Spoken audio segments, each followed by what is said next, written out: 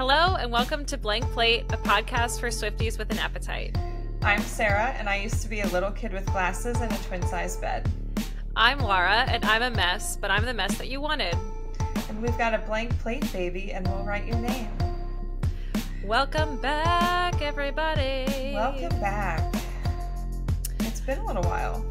It has been, but it also hasn't been, because we're constantly on this never-ending loop of Taylor content. So here we are. Yeah. So, little chit-chat before we get into our episode. Yeah. You have any updates, Sarah? Anything? Yeah, I got married since we last recorded. So no big deal. Yeah. Big thank you to you, Laura, for being my unofficial maid of honor and also my photographer. Who just also turned the photos around in like a week, like as if that was slow. It's Gemini season, baby. Yeah. No, I had the best time at your wedding. It was the perfect day. It was such a nice low-key wedding. It was I felt perfect. kind of frazzled like leading up to it, but then it was fine. And it was like the right number of people. It was perfect. It's like 30 people, which was like a really good size. Like Yeah. I liked it because at dinner we could actually spend time with everyone who was there. Right. And, yeah. Felt That like was a party. Everyone tells you when you get married that like you're just not going to have enough time. And it's true. There were so many people at my wedding that I had not seen in years. Yeah. That I didn't even get to talk to. So yeah, we did. And we got married in a park where you don't have to reserve anything. You just show up. But of course, it was also prom weekend. So the place was literally swarming with prom students and their parents taking photos. it was a hot spot. But we did snag a gazebo and had our little ceremony, and it was fine. Oh, and of course we have to talk about I Taylor know. Swift vows. Like, if only you listeners knew that. Well, we knew you were going to have some Swiftiness in your vows. Like, that's to be expected. Right. So yeah, talk to the listeners about your vows. Yeah, so Josh, my now husband, is a politician, so he's used to like writing speeches and speaking publicly, and he can just like wax poetic about things. And I felt a little bit more like self-conscious about my ability to write vows. And so first of all, I was like, I'm going first because I'm not following whatever it is that you're going to say. That's how I felt. I was like, I gotta go first because I'm gonna be blubbering. So. Yeah, and then I can relax and just listen to what he's saying. Yeah. But I decided to go through Taylor's songs, and I literally went through every album and looked at the lyrics of almost every song. Like, unless I knew straight up, like, this song is not going to have lyrics that I want to pull from. But I pulled random lyrics that reminded me of him and like our relationship and stuff. And then I organized them together in like kind of like its own poem. And I was really happy with how it turned out. So I say all this stuff and it's all Taylor lyrics. And then his vows, he had woven in lyrics, not like a poem like what I did, but he actually wove them in. And we used a lot of the same ones. And I ended mine by saying, the lyric is, so you'll be the prince and I'll be the princess. But I said, so you'll be the governor and I'll be the first lady. It's a love story, baby. I'm just saying yes. And then he ended his vows by saying, Sarah, you are my love story and I will always say yes. So we both Brilliant. literally ended our vows with the same Taylor Swift lyric. I was there and I was just like, oh, come on.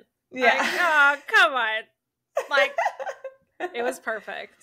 Yeah. So that did feel really special. Like that, is really the most important part of the whole day. And it felt special. So that was nice. Yeah. I love when people write their own vows. Like, no shade to anybody who doesn't want to do that, but it just feels so special. I always cry, like always. Oh my gosh, like I'll cry at like any wedding, even if I don't know the people. Yeah, it's as soon as the bride walks down, I'm done. I don't know why. Like, don't know why. Well, and then like I almost didn't do the walk down because I was already like with everyone. It was so I was like, informal. no, go back. But then so it's like, okay, so I had to like walk away from everyone, and then I'm with both my parents. But then as soon as we start walking up, it's like, oh, I'm crying already. So right. Like you had to. Yeah. Yeah. The full experience. Oh gosh, but yeah, it was great, and I'm glad you and Luke were there to be with us and my family. We had so and much fun. All of Josh's guests too. So yeah, I gave kind of like my first ever wedding speech last minute. I did come prepared. Wait, you weren't maid of honor and gave a speech for like? I've been in lots of bridal parties, but Amy, my maid of honor, has a sister, so obviously. Right. Yeah. And I've been in a lot of bridal parties, but never maid of honor. So that was my first time. I was like, I'm going to prepare a little something just in case. And then as soon as Josh is like, you know, best man, like unofficial best man, unofficial maid of honor, gave a speech. I was like, well, yeah. My turn. Yeah. So, well, it was very nice that you did that. It was a very sweet speech. Yeah. So it was great. Yay. I don't have anything as of importance to update anybody on in terms of life events like a wedding, but summer is encroaching. And one thing we haven't really talked about on this podcast is I'm a teacher. So, I mean, we mentioned it a little bit because I teach music, but I get the summers off. So I travel. So I'm going to Japan this summer. And in like 3 weeks, I have no idea what to expect for our podcast besides we're going to try. We're going to try it.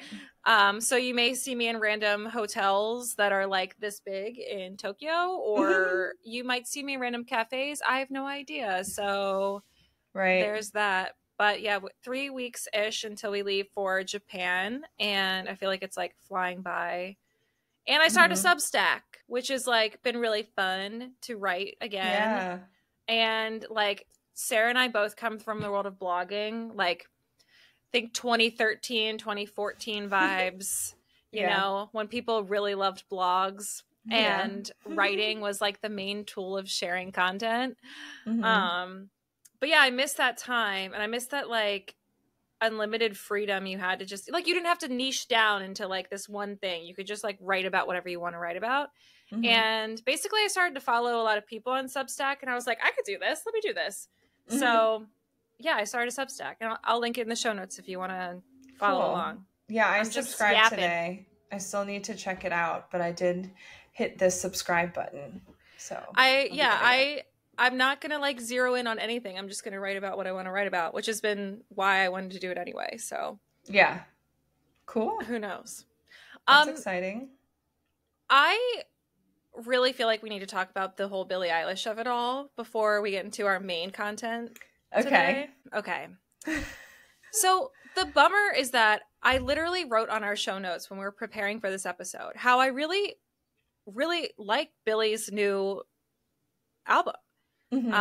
And I love hearing her talk about creating music, the process of producing music with Phineas and whatever. I really think that she has a cool process and understands sound in a way that's super cool. However, all of those things now I don't want to talk about because I just feel like I'm mad. So if people are like, why should we care? What are you mad about? What part of this are you on? Because I feel like there's a lot going on. There's a lot going on. So if you're like, what the heck is the beef? What's going on? I have no idea what you're talking about. Basically, Billie Eilish, a year-ish ago, she had said that creating a bunch of different vinyl packages was wasteful. And I don't disagree with her. Like, that's something I actually don't love about Taylor's team rollout of albums. It just feels like a money grab. And she called it wasteful because she is interested in climate activism and stuff like that. She said, I can't even express to you how wasteful it is. I find it really frustrating as somebody who really goes out of my way to be sustainable, and try to keep everybody involved in my team in being sustainable. But then like people were saying, oh, she's obviously calling out Taylor Swift for that. She made a statement and clarified and said, I'm not calling out an individual artist. I'm calling out the industry-wide systematic issues, which, yeah. Okay, fine. Okay. Because it is everyone. Yeah, for sure. However, Billie did that herself. She released multiple variants of her own music. Now, they were recyclable, apparently. Right. But also, I was looking at, I think the Tortured Poets vinyls at Target recently, and I think they're made of recycled materials. So yeah. I feel like everyone's probably doing that. Just not talking about it. Yeah. And okay, so whatever. So we can put that aside and being like, okay, so she kind of started a little bit of beef there. Clarified. Apparently, these two have had other interactions since then, and it's fine. However, recently, as a day ago, this will be old news when this podcast comes out, Billie Eilish called it psychotic for an artist to have a 3-hour-long tour. She said, you don't want this, I don't want this. A 3-hour-long tour is psychotic. Which, okay, who are you calling out, ma'am? Like, it's probably Taylor Swift and Beyonce, who also has a 3-hour-long tour. And obviously that is not true. Look at how many sales of tickets is going on in the Eras Tour, number one. Right. And it's just, and also I should mention there's a whole little back end of stuff happening. Like Billie Eilish's manager was caught retweeting a bunch of and liking a bunch of tweets that were anti-Taylor tweets, saying that she like shuts down a lot of success in women because she releases different, variants of her music, which I don't disagree with. I think it's obvious that Taylor will release a special edition of a song around the same time as someone else's release. And I don't necessarily understand that. But I really struggle with this because I think that it's coming off as hateration. And why are we tearing down other women? Like, why are we doing that? Well, and I saw some of that stuff about the 3-hour-long show being psychotic on Twitter this morning. Yeah. And I didn't like click on the actual interview or whatever, but I was also seeing some other tweets saying that like you need to put it in context of like, I guess earlier in that same interview or something, she talked about Taylor and Beyonce being forces of nature and how they're like on another level and they're superstars. But at the same time, she also, like, regardless of saying that, she did say that, like, she doesn't want to watch anyone for 3 hours. Right. So, I think context is super important. I think that, like, I would say, oh my God, that's psychotic. Because, like, it is crazy to do that amount of, it's like, who could do that? Forces of nature and forces of nature only. So the context is important. The issue that I have is that I feel like there's a history of sort of just negative shade thrown at Taylor from Billie Eilish and her team, including her manager, that on one hand, I understand being frustrated because you're releasing an album for the first time in 3 years. You're really excited for its release. And then like the monster on the hill, aka Taylor Swift, comes in and releases a single and wipes all of your hard work off. And I don't think that's necessarily cool, but I also just think that it reads like this in combination of that reads like hateration. It just feels like we're tearing each other down. This is supposed to be Barbie world, okay? Like we should all support each other. Yeah. Anyway. I think like I'm taking all this Billie stuff a little bit with a grain of salt because I kind of just take it as Billie's personality. That's true.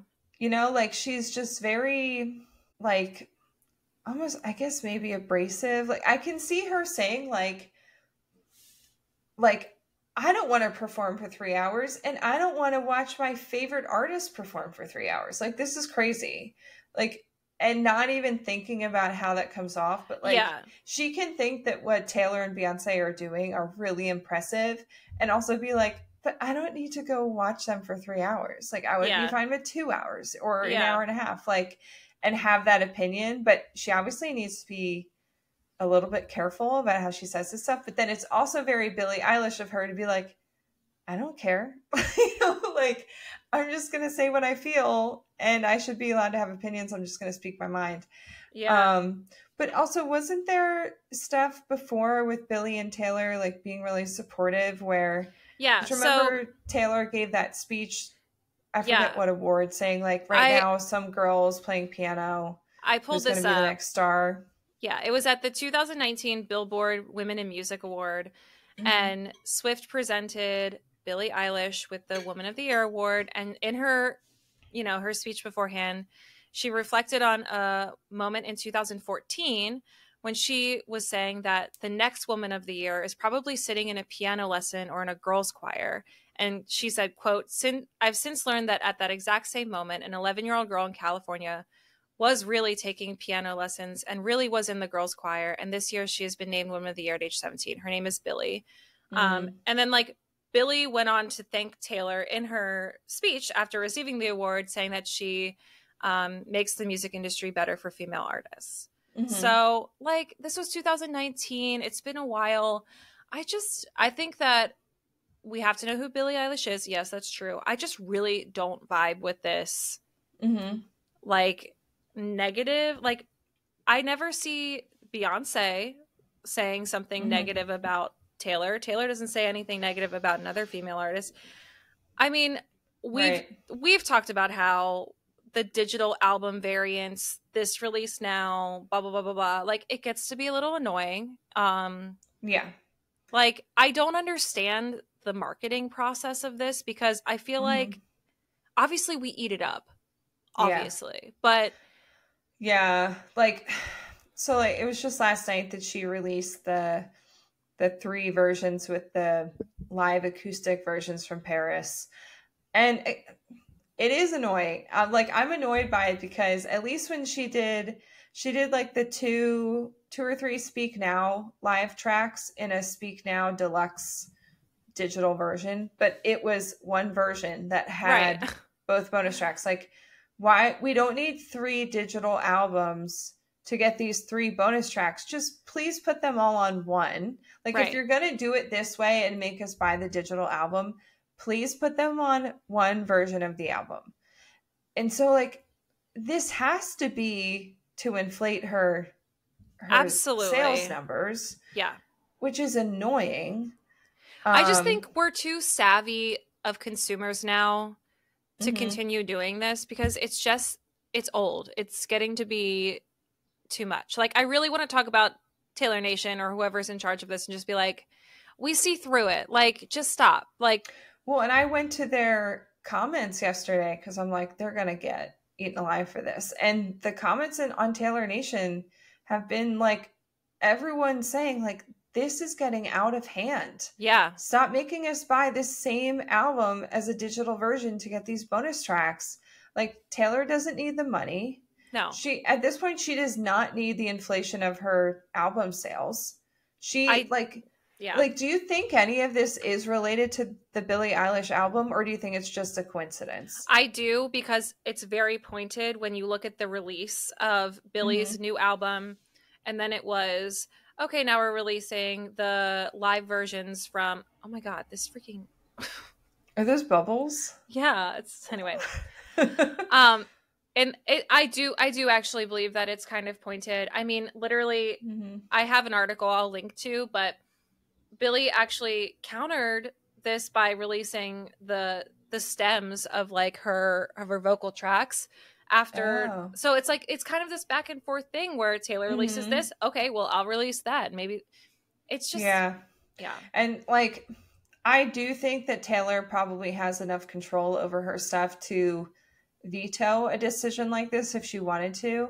But I also wonder how much of this is coming from the label, because I know from listening to the Every Single Album podcast where Nathan Hubbard he's kind of like in there on the back end of recording stuff. And he was talking about, a while ago, he was talking about Cowboy Carter and how basically everyone in the music industry on the back end was like, there's nothing more important than this album. So it's like even labels that have other artists, whatever, it's like they will focus on something to make sure it really blows everything out of the water. And I'm sure Taylor's label is doing that with her stuff. Yeah. But this just seems like she's really good at, like, I know, unfortunately, like, I really want those Paris live tracks, so I paid for all 3 albums. And thank God they're only like $6 each. But like, it's a lot of people are saying like, I'm not doing this anymore. Yeah. This is crazy. I think we're getting over it. We're too savvy.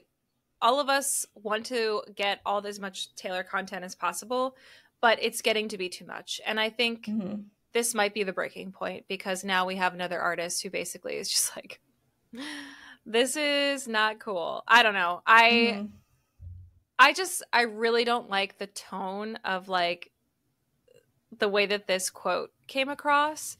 And in combination to this back and forth of releases and the combination of like, oh, another thing is that Billie Eilish sent Hit Me Hard and Soft to Kim Kardashian, like sent merch. So like there's a lot. She's also like good friends with Hailey Bieber and like Justin Bieber and stuff. Yeah, I just it's too negative. The girlies can't fight. We have to support each other. There's so many male artists that can beef and can fight. I'm looking at you, Drake, and I'm looking at you, Kendrick. Right. You guys can go at it. I'm all for that. But like, let's have the girls support the girls. Like, it's just not cute. It's not a cute look. Anyway. Yeah. Well, and just in general too, like Billie just, like the comment about the 3-hour show is just negative for no reason. Right. Like, for what reason? You could say that like you have no interest in performing a 3-hour show and be like, more power to the people that are doing that. Good for that. Right. But it's not something I'm going to do. Right. Or like, it's not me. It's more just power. not me. Yeah. Yeah. And like part of me, I want to see the full thing before I like really go into on deep dive, even though we've talked about this for like 20 minutes. But anyway, context is important, but that made me mad because I really before this wanted to talk about how I really like this album, and I really want her and Jack to sit down and interview each other about production and just nerd out about what it means to be a music producer. And I would love that conversation because I think they're sort of simpatico in the way that they talk and process music. Yeah. But now I'm mad at Billie Eilish. So yeah. I do like the album as well. I love it. I honestly think it's so good, but yeah.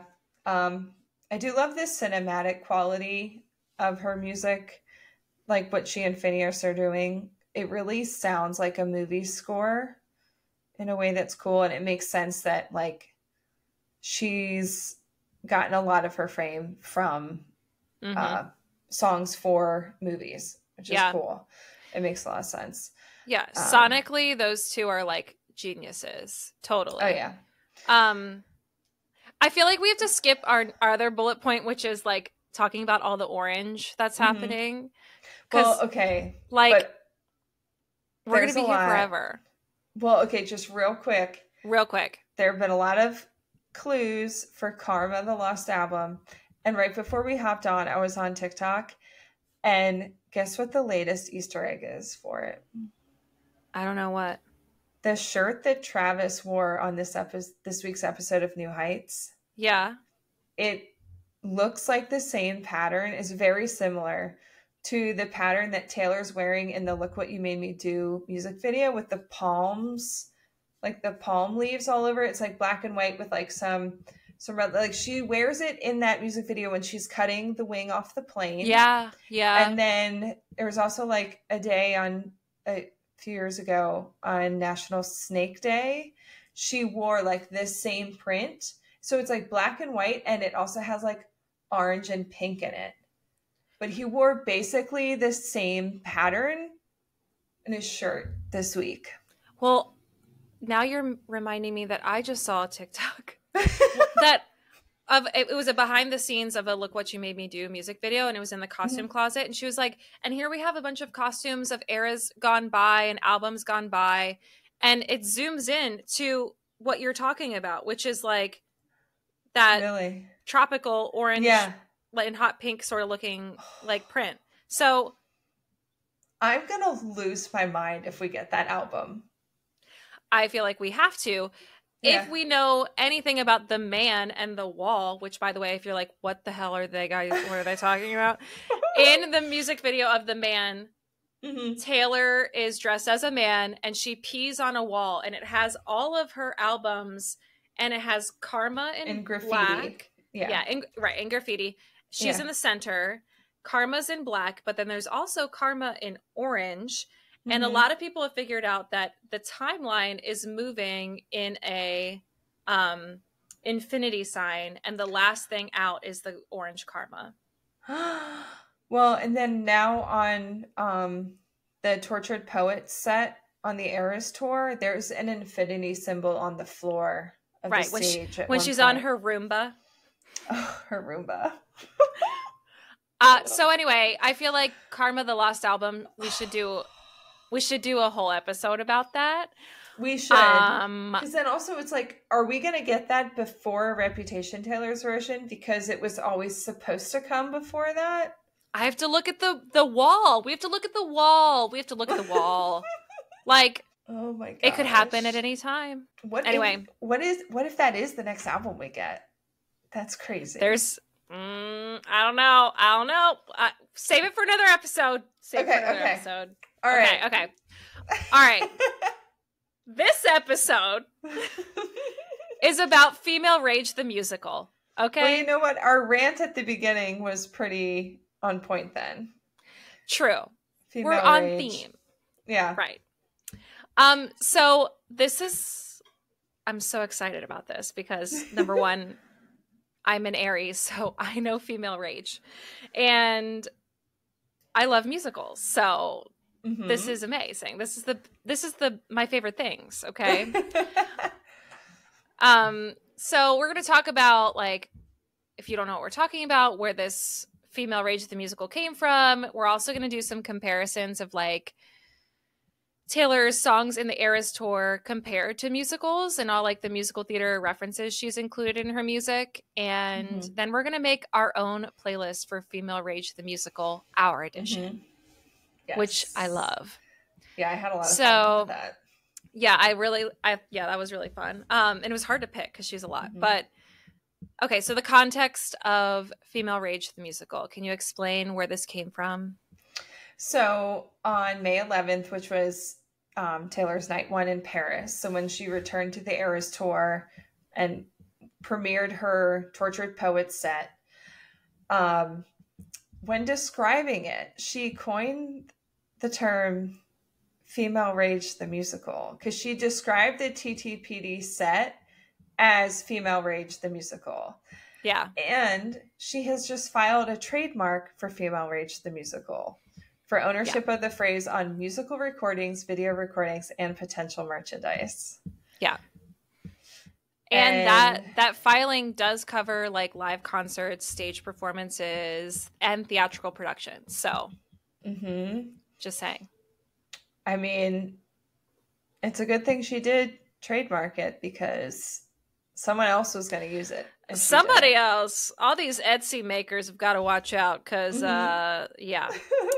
And Taylor's been known to trademark a lot of her sayings, but I think this one is especially interesting because, I mean, we kind of know that Taylor is a musical theater girly at heart. Like, first of all, if we're going way, way, way back in the day, she played Maria von Trapp in The Sound of Music at Berks Youth Theater Company, like an hour away from us, like closer to you actually, but she played Maria von Trapp as a child. She also obviously was in Cats, the movie musical, and she auditioned to be in Les Mis.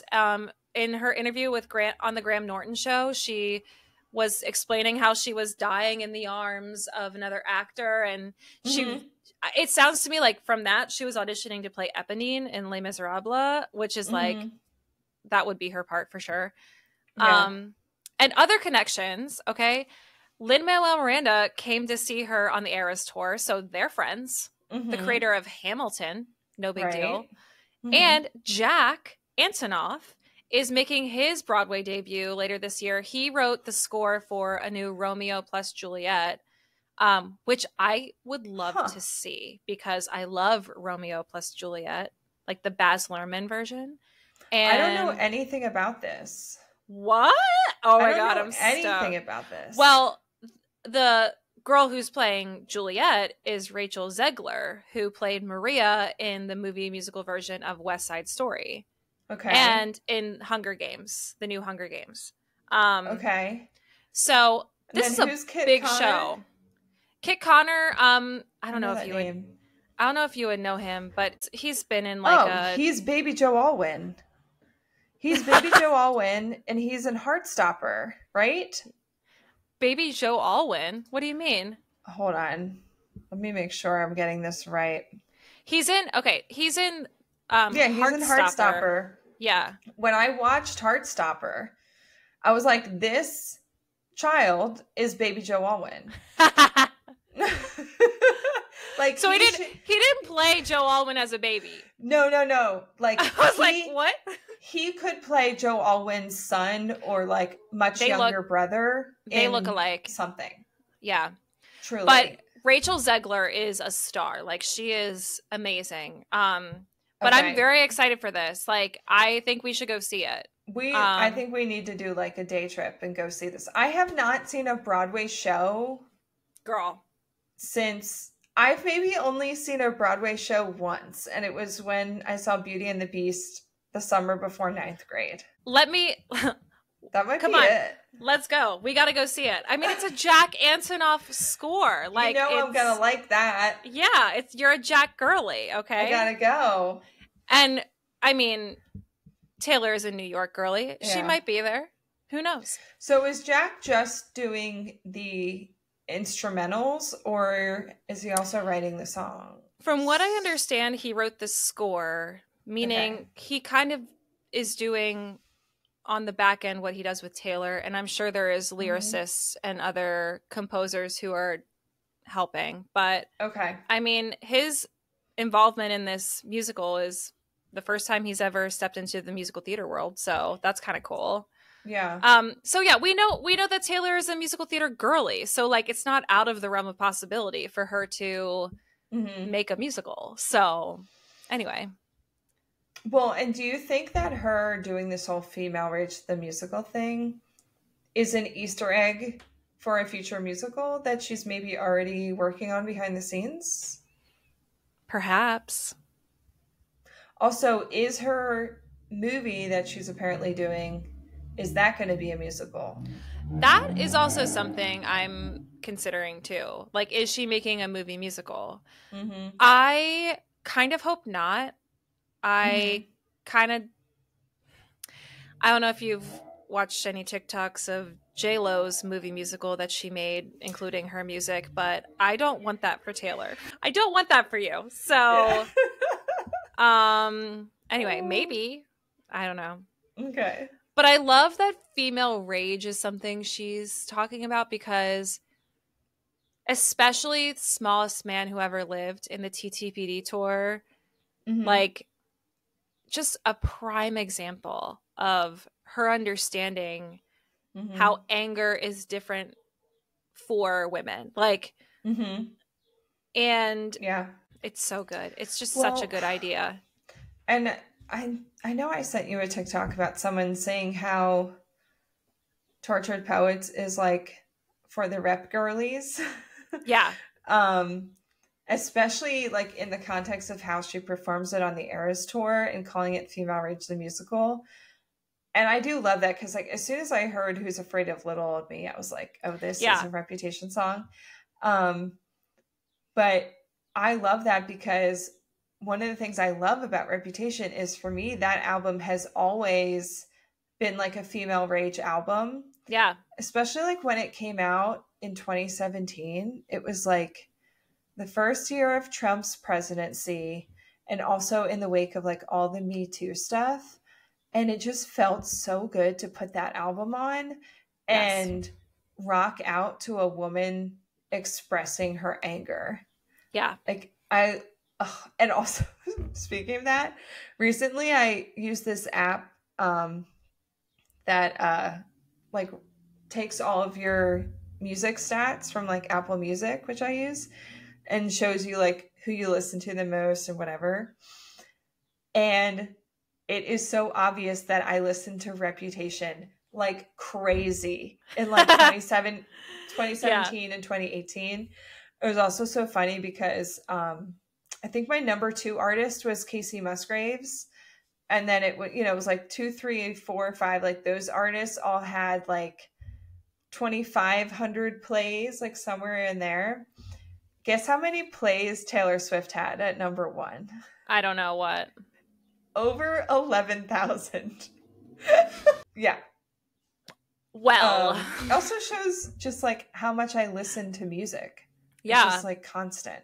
Yeah. I always feel like I can never use those apps, and like my Spotify Wrap doesn't mean anything to me because I use that in my classroom. So like, right. You don't know what, it doesn't count.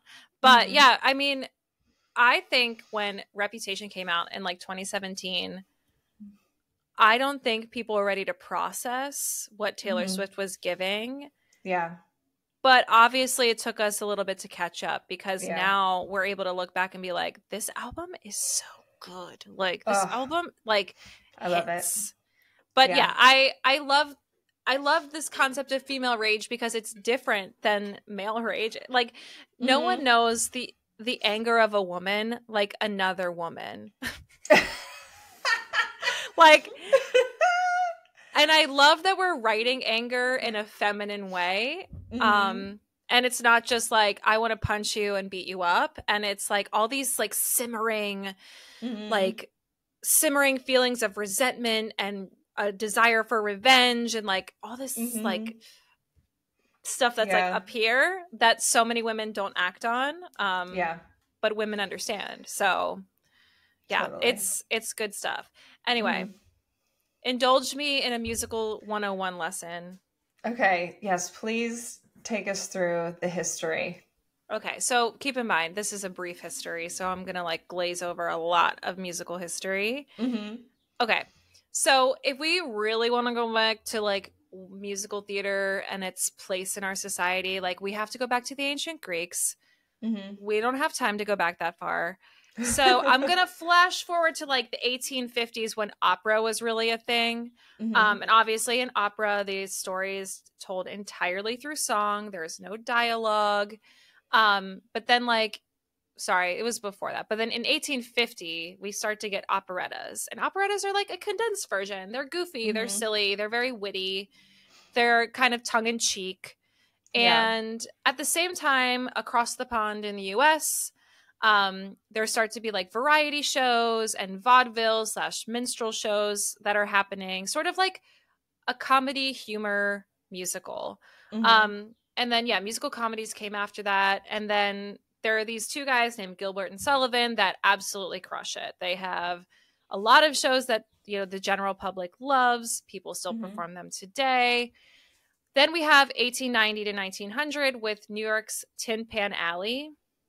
And this is like, it's an actual section of New York where a lot of composers would write their music, including George M. Cohan, which You're a Grand Old Flag is one of his best known songs. Okay. And then these musical comedies were starting to incorporate some of these kitschy songs to help progress the story. And then in 1920, we have vaudeville, which is like big dance routines, popular songs but like these songs were placed in a musical for like no reason. They didn't like progress the plot. They just sort of like, okay, and now we're gonna dance for a long time.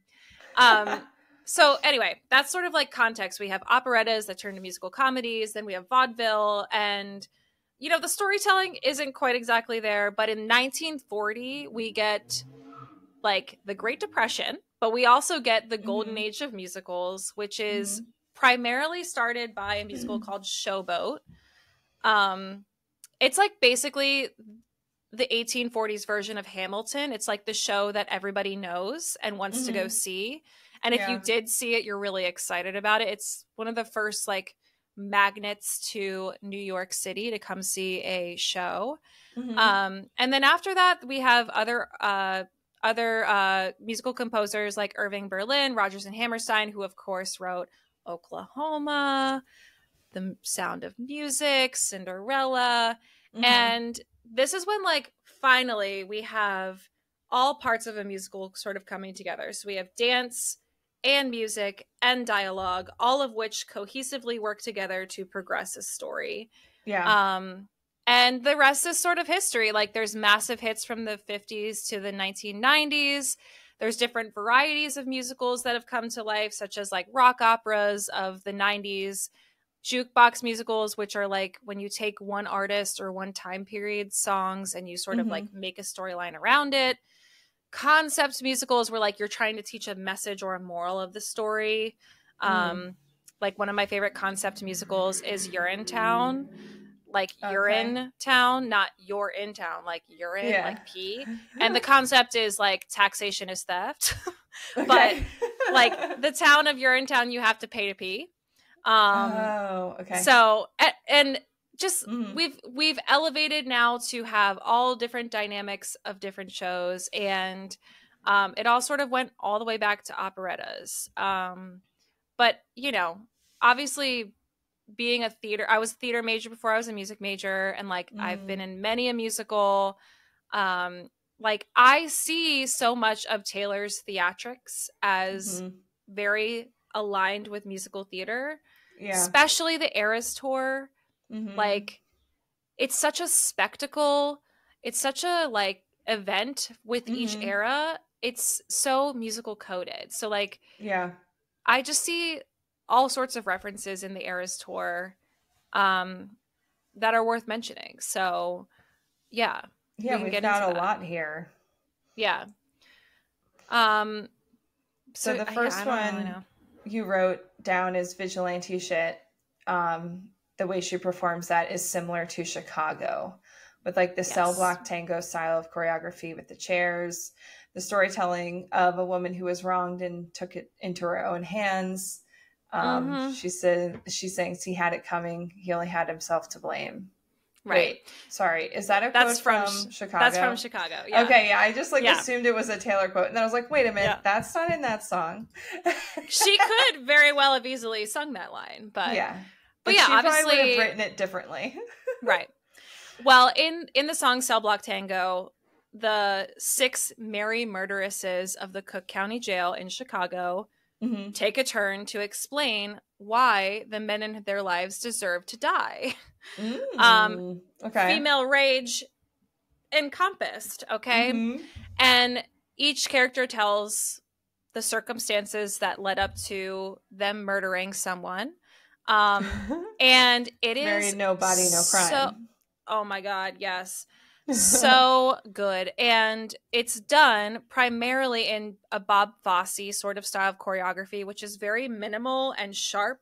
And when I look at how Vigilante shit was choreographed, like even though the way that she like, I don't dress for women, boom, boom, like that, it's so Fosse. It's so Fosse. And Fosse loves a chair. So like even the style of chair that they chose is the exact same style of chair that Fosse would use in Sweet Charity and Chicago.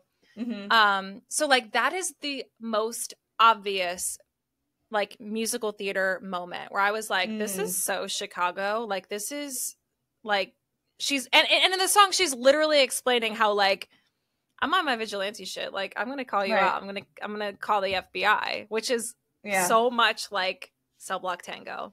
Well, and then I Can Do It With a Broken Heart, which we discussed last episode.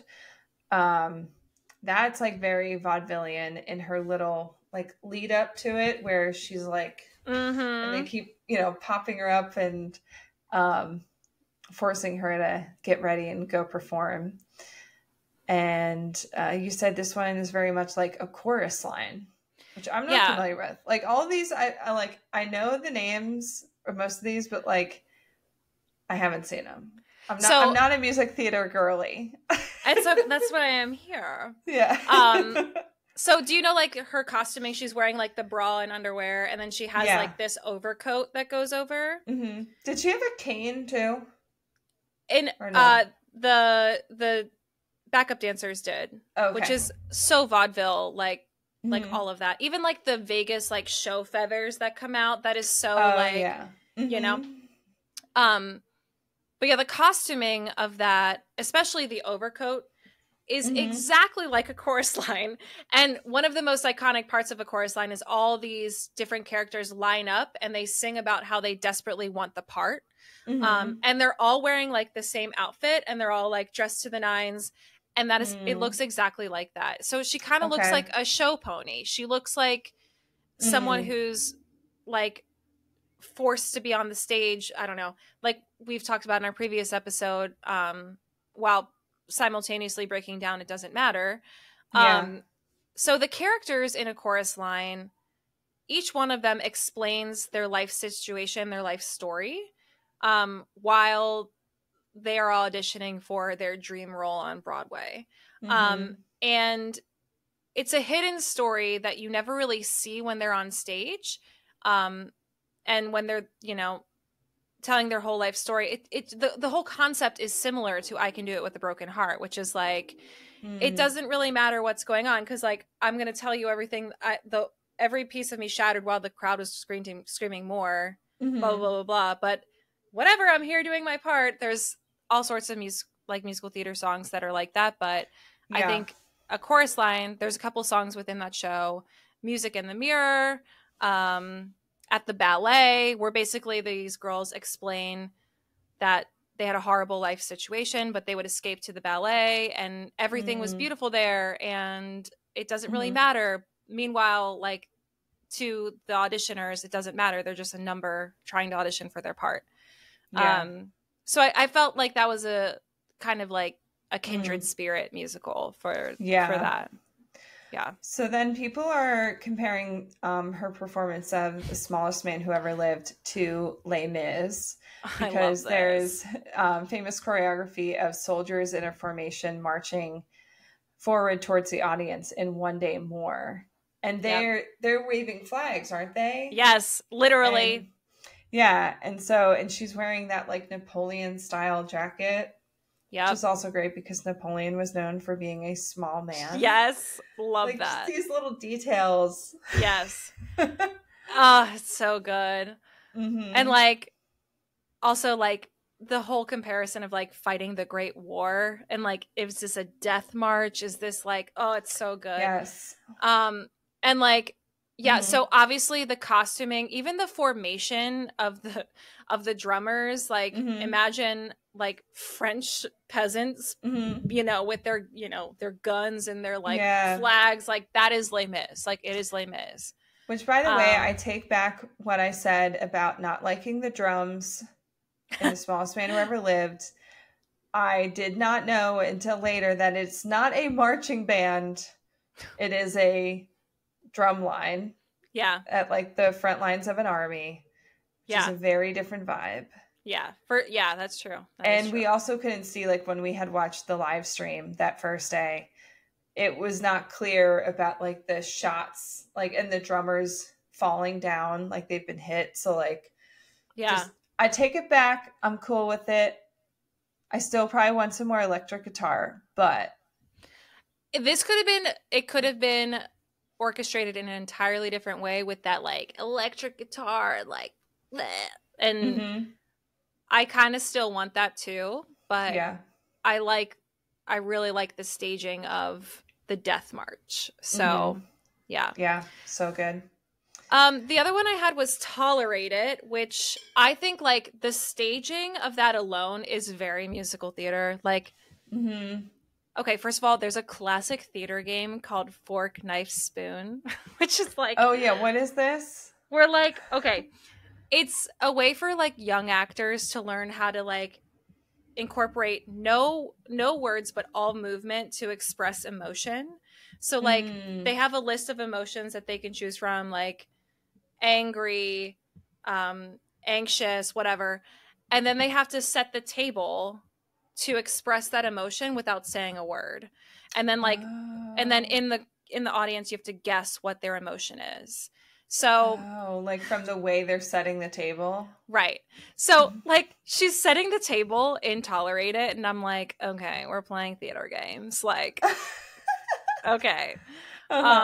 So it just reminds me of Fork Knife Spoon, but I do think Tolerate It is a great example of how the way that she chose to stage the Eras tour is theatrical. Like as soon as that piano part starts and we see her setting the table and we know what this song is about, we feel that immediate like unfolding of a story begin of like an unhappy housewife without having to like explain all of it, which to me is like so musical theater. It's like a character song where a character will step out of the plot for a second to just explain their story to the audience, which is like unlike anything else. Like you don't do that in a movie. And like I tried to find like a song or a musical that this was similar to. The closest I could get was like Waitress, because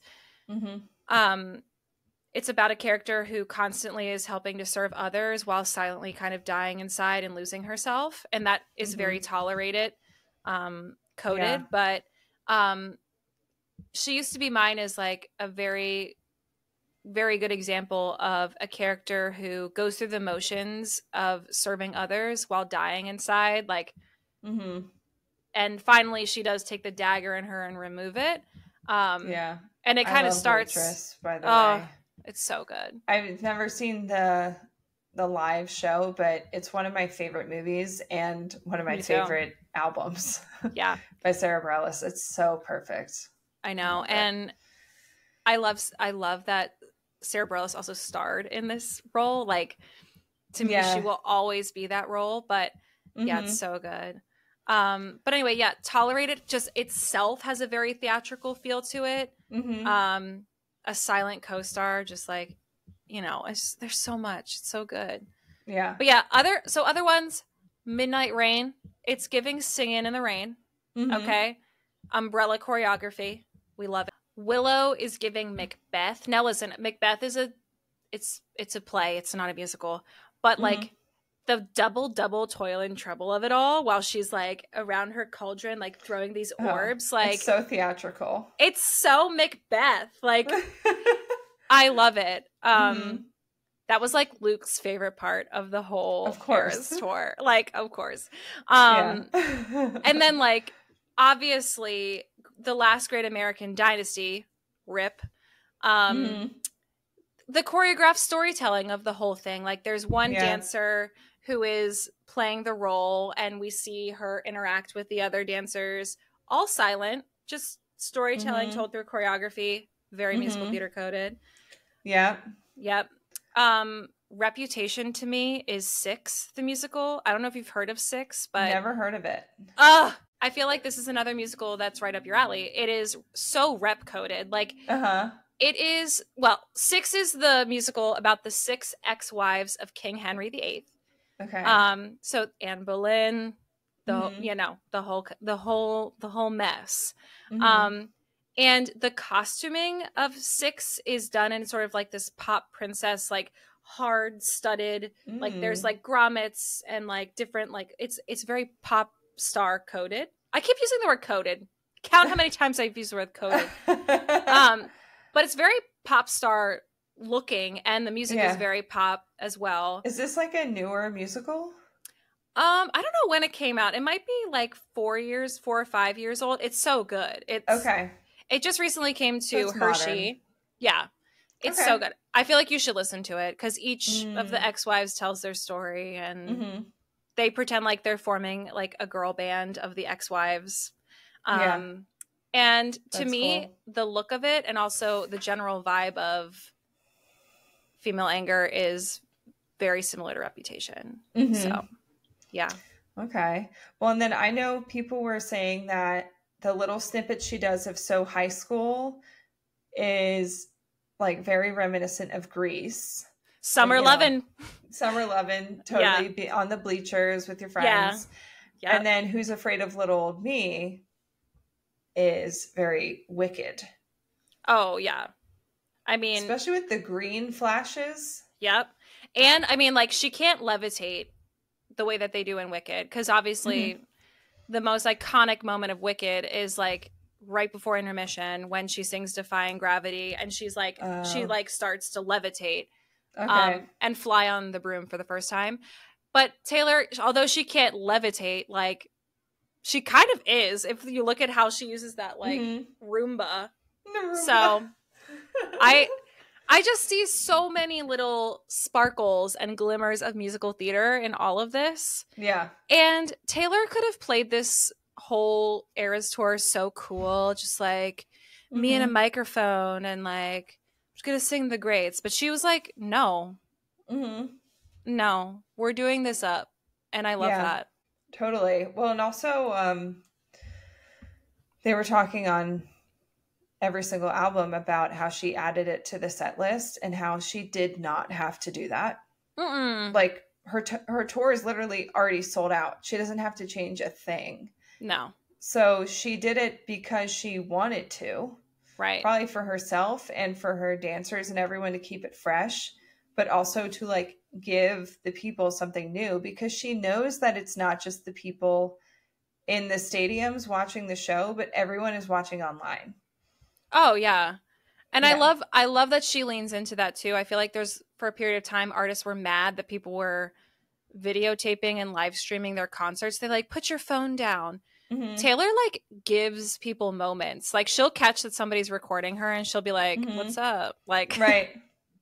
Yeah. And she's even mentioned before how she knows that like people from all over the place are tuning in, you know? Right. Right. It's a worldwide event. It's not just happening in that stage. Like, it's such a thing. But yeah, it shows that she wants to make this a thing. She wants to stage things and make the Eras special and, you know, do it up. So I love this. I mean, totally. Yeah. And if you guys think of any other musical theater references in any of the Eras tour or even past tours, let us know, because I'm sure I've missed some. But those are ones that came to my mind. Yeah. Okay. Well, so you and I each put together a playlist for our own Female Rage, the musical. Yes, we did. And I generally would say that what we're creating right now is called a jukebox musical, where like the musical is about a well-known popular artist and they use their discography, or generally like the same time period. So like you could have a 90s jukebox musical and the storyline weaves through all this 90s artists. But for us, obviously, we're just going to do Taylor. So yeah. Exactly. And the thing is, she has so many good examples of female rage in her music. Yeah. So why don't you go first? Share yours. Okay. So this was really hard. I chose 12 songs because that's what you did. And it seemed like a good number. It was really hard. I made a list. I did another one of my lists the other night. And it was long. Okay. Yeah. Like how do you simplify that? Girl's got a lot of rage. Okay. And she's put on a lot of albums. Right. So for my Female Rage the musical, we're starting off out the gate with a banger. Should Have Said No. It's going to be good. You know, bring the audience in. Let's start off with some energy, get people fired up. And then from there, we go into Tolerate It, which I realized when you were talking about it that this is exactly the vibe that I was thinking for this song, which maybe it was in the back of my mind from reading through our notes, like as I was putting this together. But I really wanted to include it. And I thought, you know, after we have the opening number of Should Have Said No, then you quiet it down a little bit. You get this intimate moment with the main character. She's bringing you inside her head with Tolerate It. And then we get Illicit Affairs, but this must be the angry Eras Tour version. Yeah, absolutely. Okay? Yeah. That is what I need. From there, we're going into Bad Blood. How did I not do that? Oh my God. Okay. And then we're doing I'm Gonna Get You Back. It's like a little sexy. It's like, I'm mad at you, but I also kind of want you back. You know, I'm like, you know, I'm fighting with myself a little bit with what do I really want. You know? Right. I'm waffling. Then we go into I Did Something Bad. Oh, so good. Okay. One of my all-time favorites. Okay. I Did Something Bad. And then we get My Tears Ricochet. Another prime example of female rage. Mm-hmm. And then from there we go into Who's Afraid of Little Old Me. So My Tears Ricochet is kind of like the slower, like quieter anger of like a ghost. And then we go into Who's Afraid of Little Old Me. Full witch getting ready to burn down your house. Okay. Full levitation. Yeah. Then we go into All Too Well 10-minute version. This is kind of like the beginning of Act 3. It's kind of pulling everything together. It's a really heartfelt song. Mm-hmm. Definitely rage throughout, but also emotional.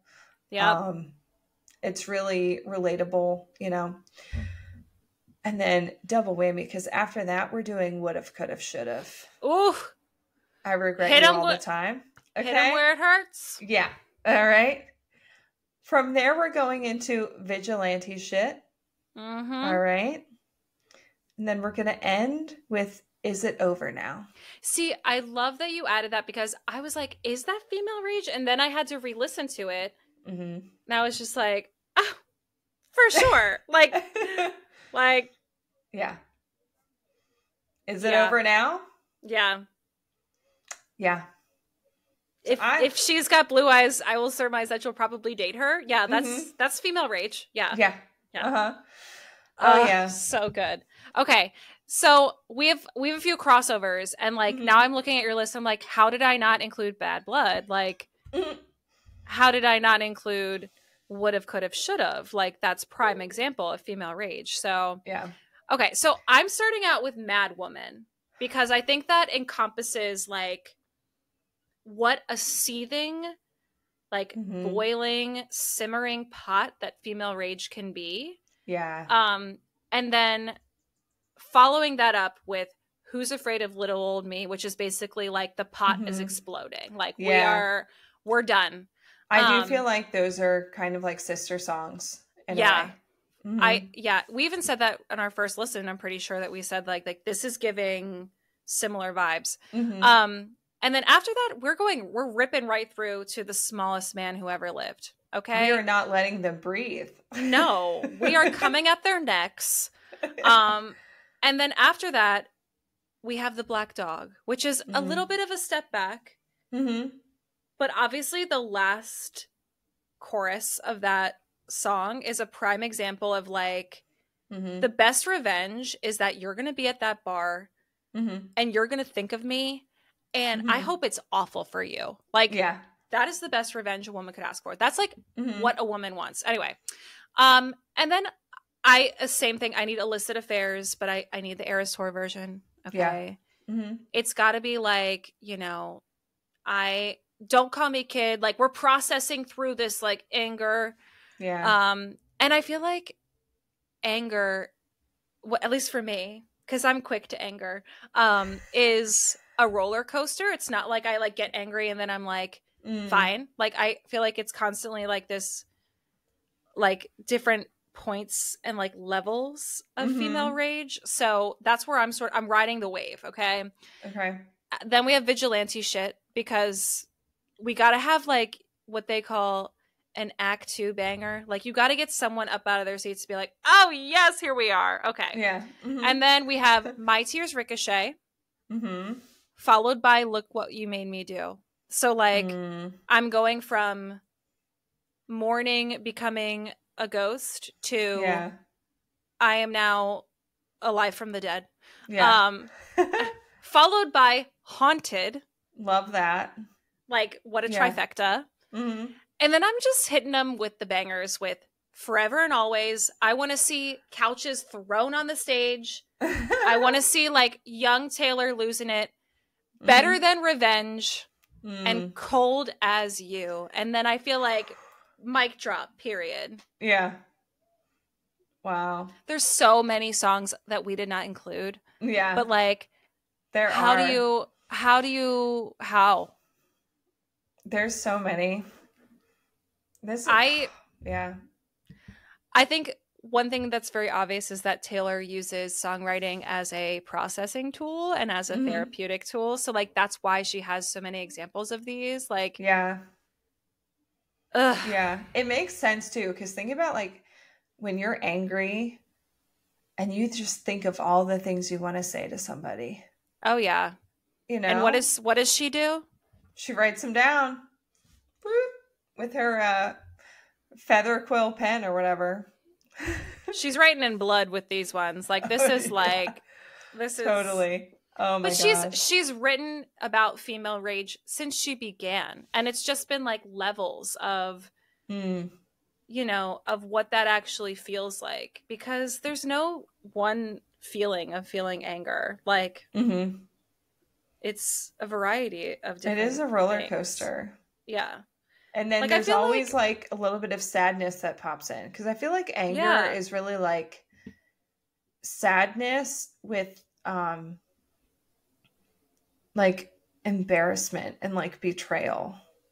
Yeah. A lot of times. And there's a difference between being seething angry, like I'm going to eat you alive, versus like I wish nothing but the worst for you. Like like you can cut with your words, or you can cut by just watching people fall apart. As she says, the trash takes it out. Oh my God. Trash takes itself out every single time. Every single time. And that is an example of female rage as well. Because anyway. Okay, so for food for this episode, I did buttered popcorn for Female Rage the Musical, because for me, first of all, I don't really like buttered popcorn. Me neither. I didn't know that you didn't. No, I always felt like that was an unpopular opinion. I don't like it. Me neither. Or at least can't get down. Okay, I like it. I don't like it at the movie theater. Nope, me neither. It's probably because they use that fake butter crap. We're gonna get hated on for this, because buttered popcorn haters unite. If I'm having popcorn, I want something sweet with it. Like, I love a kettle corn. Yeah. I love kettle corn. The ultimate for me is the Chicago style mix with the cheddar popcorn with caramel together. Yes. Unbeatable. Okay. I love cheddar popcorn. I love flavored popcorn, but buttered popcorn? Buttered popcorn, no thank you. But for me, I actually associate buttered popcorn more with theater, because when I was growing up, I was in a couple plays at the Lebanon Community Theater. Oh. And in their lobby, there was a man who was my best friend's next door neighbor, Mr. McGinty, shout out, who was like the popcorn man there for probably 60 years. But I think they used real butter, but so like the whole lobby smelled. Yeah, that smell. Yeah. Like the popcorn. And I probably actually got some there a couple times when I was seeing shows. But yeah, to me, true buttered popcorn makes me think of the Lebanon Community Theater. Okay. So for me, Female Rage the Musical, buttered popcorn. Get your popcorn and just buckle in and watch our show. Yeah. Well, and also that, because like watching the Tortured Poets set of the Eras Tour, I feel like that. I'm like, I just need popcorn. I'm just watching like what is happening. Like I am processing. Yeah. Mm-hmm. Yeah. Yeah. Well, I said that the food for Female Rage the Musical is the blank space cake. Okay. So we should talk about all the times that Taylor has used food in her music videos, but I think one of the most iconic is when she's in her mansion in blank space, and it's this white cake, and I think it's in a heart. I'm not sure. And she takes a knife, and she's like, obviously playing this psychotic character. She stabs the cake and like this red dye / blood, I don't know, comes out of it. Mm-hmm. And that is just female rage in a nutshell. So I love it. Plus it's like in a pretty package. Yeah. And of course she's like holding it together and she's like, and then she just does one little thing and it's just like explodes. And I'm like, yeah, perfect. That's also so good. like, what a great concession snack to sell, you know? Like, buttered popcorn and a cake that has red dye in the middle of it. Like, like also really. That reminds me, I have to shout out our man Travis Kelce, because he was asked what his top 3 Taylor songs are right now, and he said blank space and then The Alchemy and So High School. And someone tweeted like, Travis Kelce is a 1989 stan first and Taylor Swift's boyfriend second. He was like, I know you wrote these 2 songs about me and I love them, but nothing will top blank space. He's like, that babe, song is my girl. He's like, babe, thanks. But let's talk about your real banger. Okay. Right. Like, I loved it. I love the new stuff, but you can't take my heart away from blank space. He's a 1989 girly. He is. And it makes so much sense for him too. Oh yeah. Like he is a 1989 girly and not a rep girly. No, he's a 1989 girly through and through. Which is so funny. Like, not to go on a tangent, but that it really is so funny to me because all of her other dudes, this is like how he's so different than who she's dated. Everyone else was like a folklore Evermore kind of guy. Yeah. / tortured poets. Yeah. He's 1989. He is bright and sparkly and pop. Like, that is him. Golden Retriever. Golden Retriever energy. He's hanging out with the seagulls on that album. He is just loving his life. Just running around on the beach. Yeah. We love this. I mean, I saw that interview and I was like, dude, like, yeah. But I another reason why people love Travis is because like, he's like, I'm sure he's asked questions about her every single time he's interviewed at this point, but I have never gotten a sense yet that he's annoyed by it. I feel like he's just like, oh I'll share my favorites, like a king. He is a king. We love him. So our next episode, we're probably gonna do a song deep dive. Most likely, I Hate It Here or So Long London. So those 2 are in the pipeline. Yeah, those are 2 that are being discussed. We'll figure out which one comes first. But I feel like we started with a song deep dive. A lot of you guys like that. And this was just something we had to get out there because as soon as we were like, oh, female rage the musical, like we got to unpack. But I think going song by song intermittently with like these, random tidbits. And we have so many ideas, but I like the song things are really fun to talk about. So yeah. And if you have song requests that you want near the top of the list, please let us know. Or if you have thoughts / theories about either So Long London or I Hate It Here. Yeah. Drop us a line. Yeah. Because we would love to have comments from listeners to include as we discuss. For sure. Yeah. Thank you for joining us on this ride of musical theater. Well, thank you to you, Laura, for educating us. I feel like I talked a lot this episode, so that's totally fine. You were the expert and I was the student. So well, glad to teach. All in a day's work. Yep. So if you'd like to support the pod, please give us a follow at Blank Plate Pod on TikTok and Instagram. Yes, and you can check out our website at blankplatepodcast.com or send us an email at blankplatepod@gmail.com. And you can leave us a voicemail at 717-382-8313. And you can also text us there, so that works too. Uh-huh. And so, until next time, we had the time of our lives with you. And it's time to go. So, bye. Bye.